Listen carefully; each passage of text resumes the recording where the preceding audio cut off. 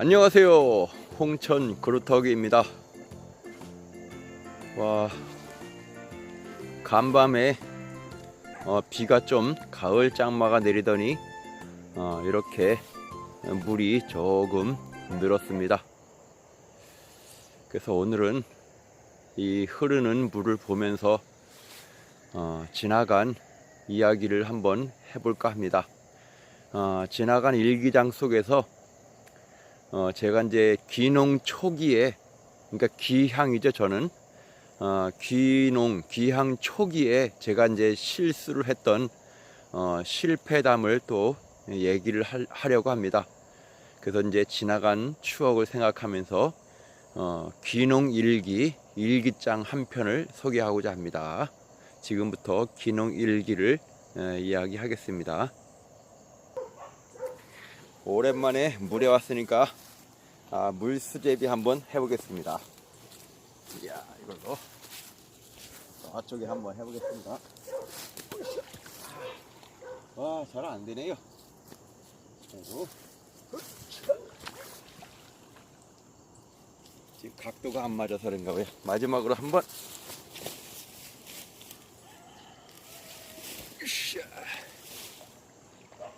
이거 저것도 안 되네요. 자, 이제 지금부터 제가 이제 귀농할 때 있었던 것을 또, 근데 약간 이제 신앙생활이 곁들기 때문에 좀 울렁증이 있으신 분들은 이해를 부탁드립니다. 희미한 기억, 아기 같은 믿음 생활 속에 제게 내려주셨던 하나님의 은혜를 잊지 않기 위해 이 시간 영상으로 또 기록을 합니다. 2002년 인천에 살다가 도망치듯이 혼자서 강원도 홍천으로 내려왔고, 2003년 봄에는 결국에 온 가족이 저만 빼고 울다시피 내려왔어요. 첫 해에는 부모님께서 하시는 농사를 같이 하며 일명 노가다 생활을 하며 생활비를 마련하였습니다.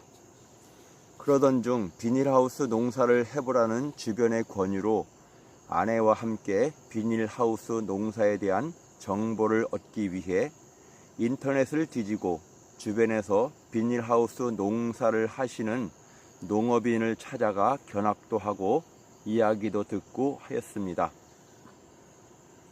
그런데 해마다 정부에서 연초에 비닐하우스 보조 사업을 한다는 이야기를 듣고 겨울철에 일도 없고 해서 아내와 함께 담당 공무원들을 만나 상담을 하며 도와달라고 간청을 하였습니다. 저희 경우 농사 경력도 없고 해서 자격 미달인데 보조사업 신청을 하고 포기한 농업인이 있어서 드디어 300평을 보조사업으로 받기로 하여 신청을 하게 되었습니다. 그런데 추가로 400평의 하우스 보조사업을 더 주어서 결국 700평을 지을 수 있었습니다. 막상 시골에 온 가족이 귀농할 때에 가진 돈이 아무것도 없었습니다. 그런데 땅만 있으면 담보 대출을 해주는 농협이 있어서 겁없이 부모님 농토를 담보 잡고 마이너스 통장 대출을 받았습니다. 알다시피 정부 보조 사업은 거의 반반 자부담이 들어가기 때문에 결국에는 비용이 많이 가는데 이것이 농가 부채로 남게 됩니다. 처음 농사를 하기에 비닐하우스 투자 비용도 많이 들었지만 트랙터 구입, 저온 저장고, 화물차, 우물 파기 등등 농사 자금이 많이 들어갔습니다.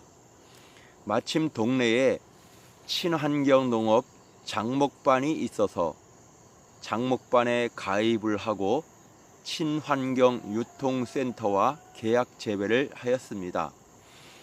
저희 집은 상추를 재배하여 납품을 하기로 하고 비닐하우스 밭을 잘 만들고 상추를 심었습니다. 처음 하는 농사인데 상추가 잘 되었습니다. 그런데 다들 새 땅이어서 그런다고들 합니다. 인천에서 직장 생활을 할 때에 한 달에 150만 원 받아 가족이 생활을 하였습니다. 그런데 농사를 처음 하면서 상추 수확을 하고 매월 통장에 600만 원 이상 입금이 되었습니다. 그때에는 농사 일이 재미가 있어서 낮에는 수확을 하고 밤에는 농막에서 소포장을 하며 한여름에는 하루 2시간 정도 자고 일을 하였습니다. 그런데 농사도 한 성격 한다고 꼼꼼하고 고지식하게 품질 위주로 상추 작업을 하다 보니 유통회사에서 저희 집 상추를 선호하게 되고 그러다 보니 다른 집에 비하여 많이 가져가게 되었습니다. 그런데 주변 장목반에서는 그러한 저희를 시기하고 질투하게 되었습니다.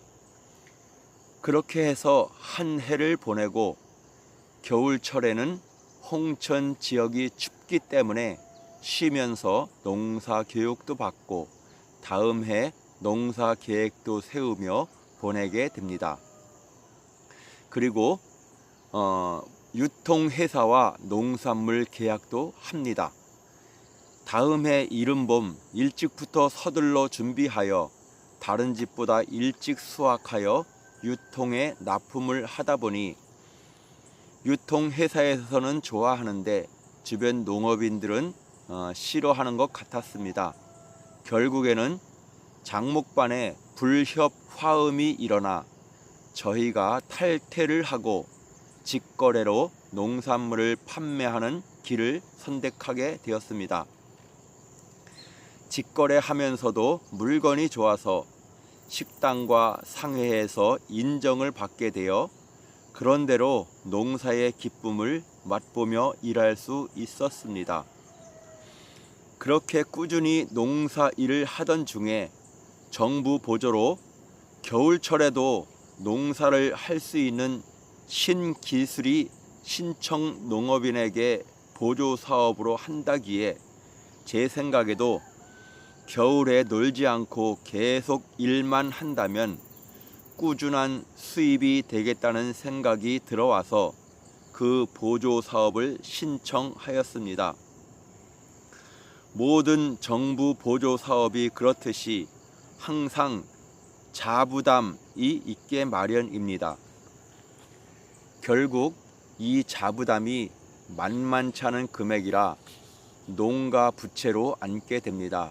그래도 겨울철에 놀지 않고 수입이 생긴다는 희망으로 시설 투자를 하였고 추가로 하우스 150평 한 동을 더 지었습니다.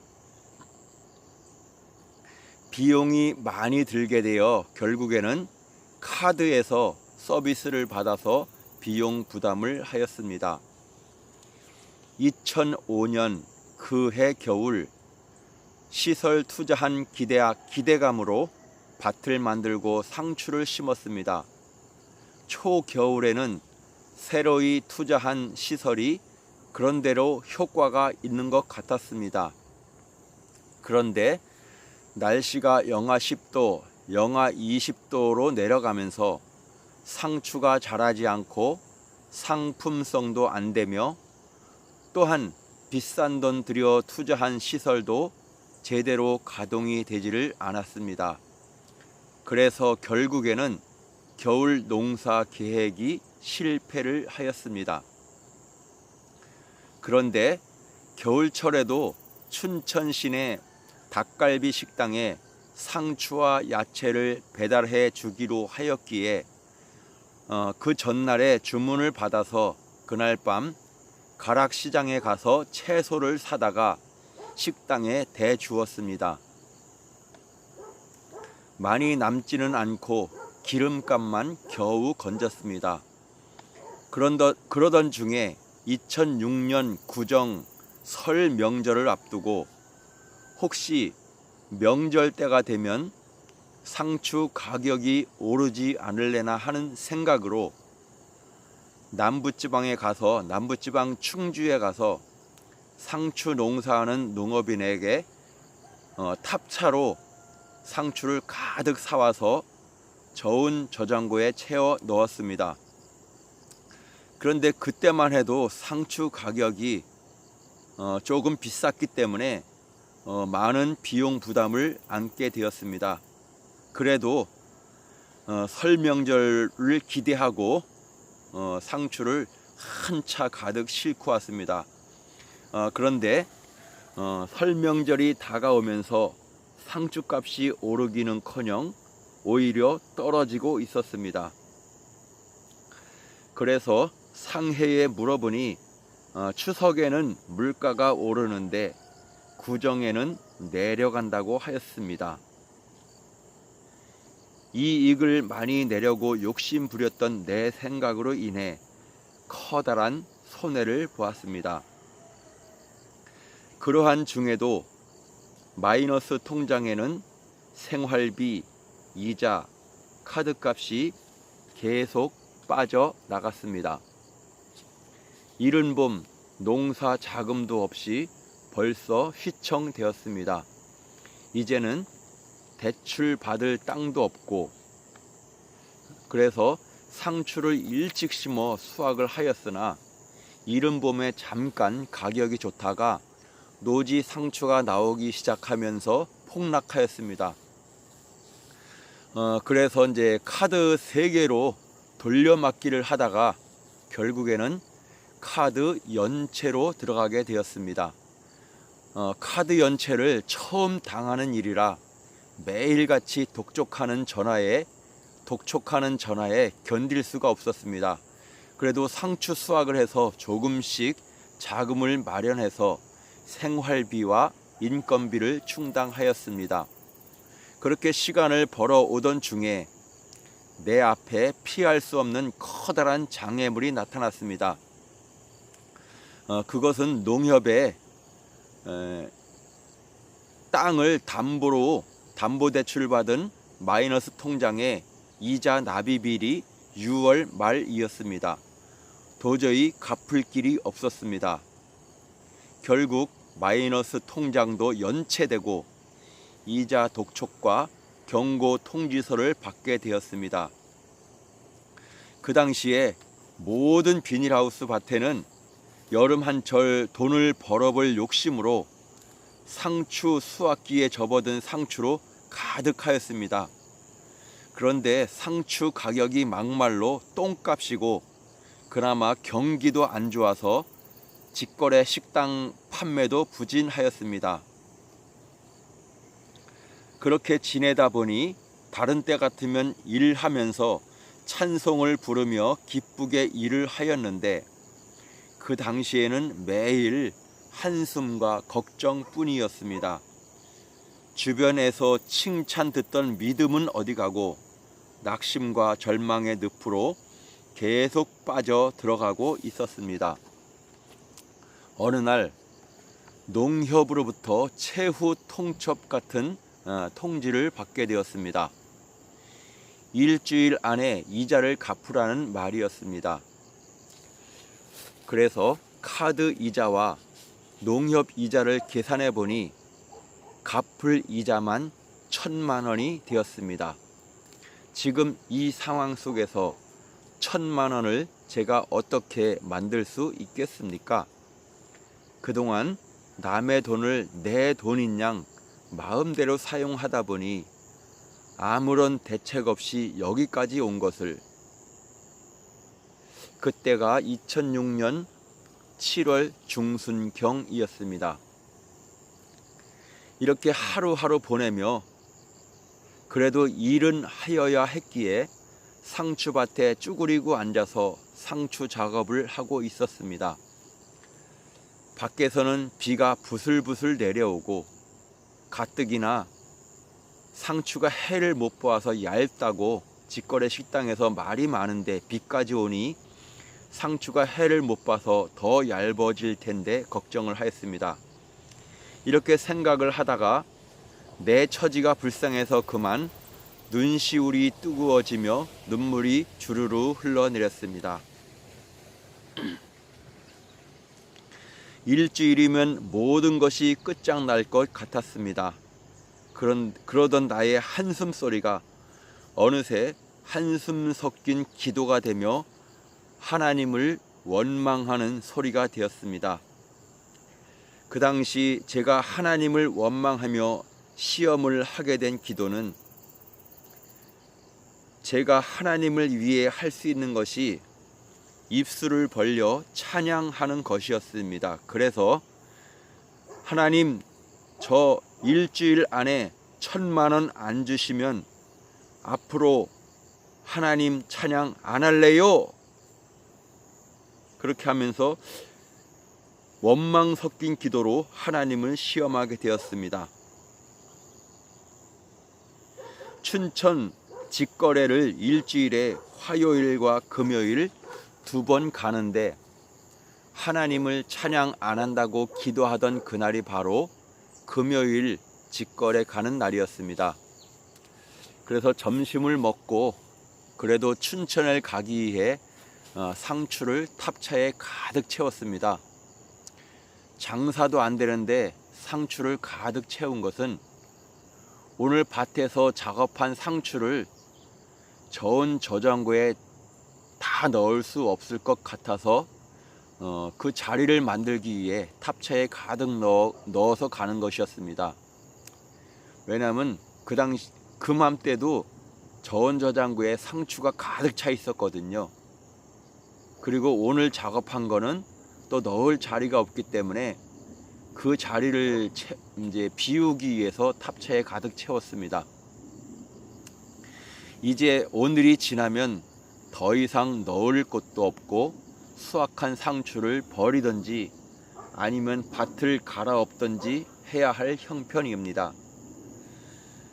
상추밭에 있는 아내와 아주머니들에게 직거래 다녀오겠다고 말하고 하우스들을 바라보니 한숨이 저절로 나왔습니다.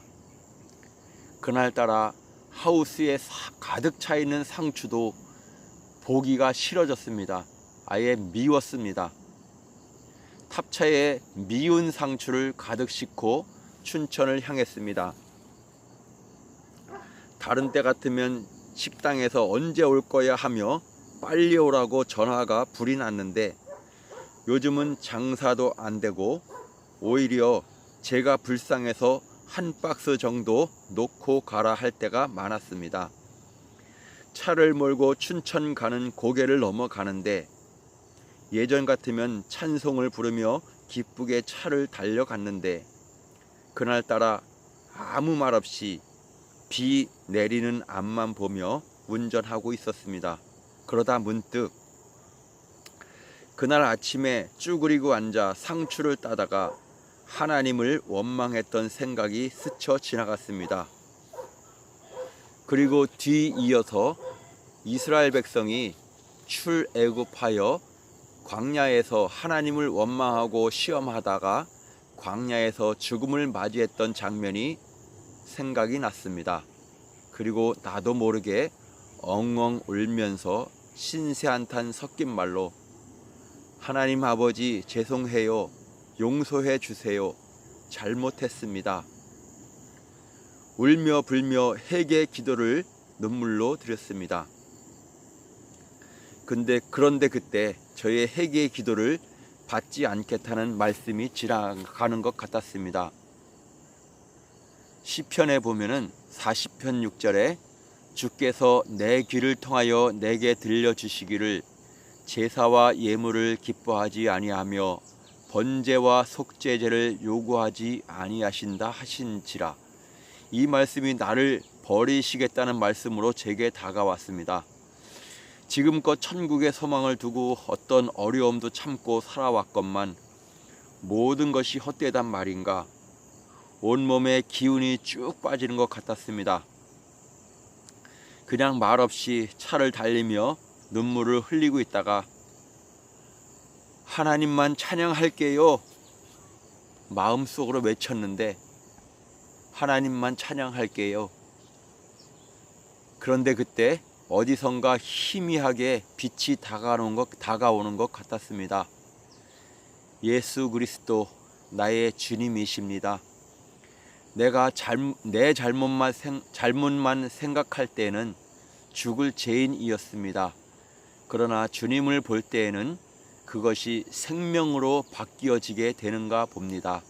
그때 주시는 말씀이 시편 40편 7절 말씀, 그때에 내가 말하기를 내가 왔나이다 나를 가리켜 기록한 것이 두루마리 책에 있나이다.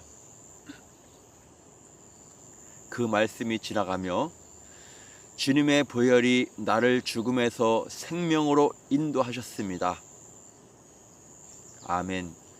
그런데 나의 영혼은 고침을 받았지만 현실과 주변은 아무것도 변한 것이 없었습니다. 그날도 직거래에서 허탕을 치고 저녁 늦게 밭에 도착을 하였습니다. 저온 저장고 앞에 상추 박스가 쌓여 있었습니다. 상추를 냉장고에 가득 채우고 미처 못 넣어서 밖에다 쌓은 것이었습니다. 왜냐하면 그날 일한 거를 상추를 냉장고에 꽉 채우고도 남아서 밖에다 상추를 쌓았습니다. 근데 상추를 보니 한숨밖에 나오지 않았습니다.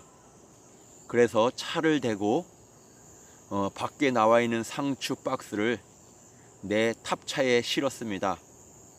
이제 내일은 상추를 수확해도 놓을 자리라던가 팔아먹을 곳이 없는 것이었습니다. 눈앞이 막막하였습니다. 집에 들어가 아내와 아이들을 볼 면목도 없어 대충 씻고 저녁도 먹지 않고 들어 누웠습니다. 다음 날 주말이라 상해에 상추를 배달하기 위해 어제 가득 실어 넣은 탑차를 몰고 홍천 시내로 향했습니다. 오늘은 어디든지 가서 상추를 팔고 와야겠다 생각하며 마지막 기운을 내었습니다. 비는 계속해서 차 창문을 때렸고 홍천 시내를 가는 며느리 고개를 넘고 내리막길에 접어들었을 때였습니다. 한동안 조용하던 전화 벨 소리에 깜짝 놀랐습니다. 잠시 넋을 놓고 있다가 정신을 차리고 전화를 받았습니다. 혹시 상추 작업해 놓은 곳 있으세요? 남자 목소리가 들렸습니다. 지난 겨울 춘천 식당에 상추를 대주다가 저희 집 상추가 없어서 밤에 가락시장에서 채소를 사다가 배달해 준 적이 있습니다. 그때에 제가 상추 농사를 한다고 이야기했던 것이 기억이 났다는 것이랍니다. 가락시장 상해 사장님의 말에 의하면 토요일 날에는 경매가 없는 날인데 고객들에게 신선한 채소를 공급하기 위해 직거래로 채소를 주문한다고 합니다. 그래서 그날 평창에서 상추가 많이 오기로 약속이 되었는데 지난밤 폭우가 내려서 평창 일대가 도로가 모두 유실되고 그래서 당분간 차량 운행도 못하고 상추가 못 온다고 하였습니다.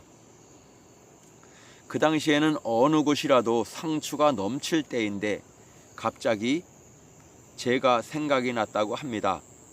더군다나 지난 6개월간 아무런 교제도 없었으며 가락시장 상해는 매우 크기 때문에 거래처가 많이 있습니다. 그런데도 제게 연락을 하게 하신 것은 우연이 아니라 주님의 간섭이었다고 이렇게 생각을 하였습니다. 그래서 그날 저녁에 탑차에 가득 싣고 상추를 가득 싣고 운전석 옆 조수석에까지 가득 싣고 가락시장에 가져다 주었습니다. 당시 직거래로 상추 4kg 한 박스에 4,000원 하던 것을 그날 밤에 12,000원씩이나 받았습니다. 거의 3배 이상 높은 가격에 받았습니다. 그리고 그 다음 날에도 상추를 가락시장 상해에 대주고 또 가격도 올린 값으로 더 높게 받았습니다. 이제는 얼마 전까지 미워했던 상추가 어느새 금값으로 변하게 되니 지나간 시간 미워했던 마음이 미안해졌습니다. 그렇게 해서 일주일간 수입을 계산해 보니 정확히 1,000만원이었습니다. 쓰레기 같던 상추를 주님께서 만지시니 1,000만원으로 바뀌어 있었습니다. 그래서 이자를 모두 갚고 계속해서 가격이 좋아서 카드빚을 갚고 보너스로 생활비까지 넉넉하게 받게 되었습니다. 그 해에 홍천군에서 저희 집이 상추 농사를 해서 5억 벌었다는 입소문이 퍼졌을 정도였으니까요. 그만큼은 아니라도 기분은 참 좋았습니다. 모든 것이 주님의 은혜입니다. 이제 다시 하나님을 찬양하기 위해 주일날 찬양을 하려 하였습니다. 그런데 찬양을 할 수가 없었습니다. 제가 찬양을 잘 하는 것은 아니지만 항상 진심으로 찬양을 하기에 주님의 기쁨이 되었나 봐요. 그런데 그 당시에 부끄러운 찬양밖에 부를 수가 없었어요. 아마도 부활하신 주님께서 베드로에게 내가 나를 사랑하느냐 라고 물으셨을 때에 베드로의 입장이 제 마음과 비슷했을 것 같다는 생각도 되어집니다. 그 후 다시 신앙의 기쁨을 회복하고 다시 주님을 기쁨으로 찬양할 수 있었습니다. 지금까지 되어진 모든 것에 주님이 함께 하셨습니다. 감사합니다. 아멘. 모두들 제게 다가온 주님의 은혜가 함께 하시기를 축복합니다. 감사합니다.